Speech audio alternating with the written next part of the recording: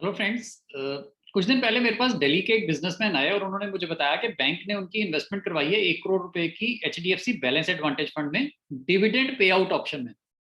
मैंने उनको कहा डिविडेंड पे आउट ऑप्शन में क्यों इन्वेस्टमेंट किया, इससे तो आपको 33% टैक्स लग रहा है। उन्होंने मेरे को कहा नहीं, अगर इनकम आ रही है तो उसमें टैक्स पे करने में क्या प्रॉब्लम है। मैंने उनको कहा बात तो बिल्कुल सही है, लेकिन अगर आप ग्रोथ ऑप्शन में पैसा डाल लोगे तो आपको 10% टैक्स लगेगा, यहाँ पे आपको 30% के टैक्स स्लैब में आप आ रहे हो।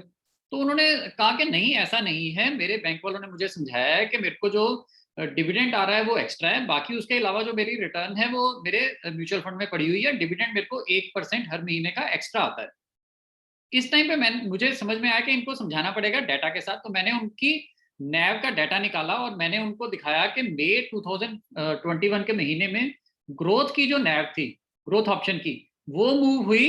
25 मई को डिविडेंड डिक्लेयर हुआ।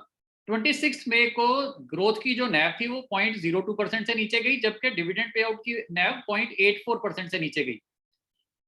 26 अप्रैल को डिविडेंड डिक्लेयर हुआ तो उसके अगले दिन जो नैव थी वो 0.77% से ऊपर गई ग्रोथ ऑप्शन की। डिविडेंड पे आउट की -0.12% थी। एक मार्च के महीने में जब नैव डिक्लेयर हुई डिविडेंड के बाद, तो 26 मार्च को जो ग्रोथ ऑप्शन थी उसकी नैव 0.69% से ऊपर गई, जबकि डिविडेंड पे आउट ऑप्शन की नैव 0.19% से नीचे गई। जब ये चीज मैंने उनको समझा दी तो उनको समझ में आ गया कि ये मेरा बड़ा भारी नुकसान हो रहा है। मैंने उनको कैलकुलेट करके दिखाया कि उनका 2.5 लाख रुपए का नुकसान हो रहा था साल का, 22,000 रुपए का महीने का नुकसान था।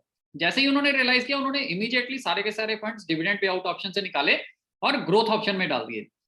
दोस्तों, अब लर्निंग हमारे लिए ये है कि ये गलती हम भी कर सकते हैं। तो अगर आपके पोर्टफोलियो में कोई ऐसा फंड है जिसमें डिविडेंड पे आउट ऑप्शन है, प्लीज इमीडिएटली चेक कीजिए और अगर ऐसा कोई फंड निकलता है तो उसे इमीडिएटली ग्रोथ ऑप्शन में शिफ्ट कर दीजिए।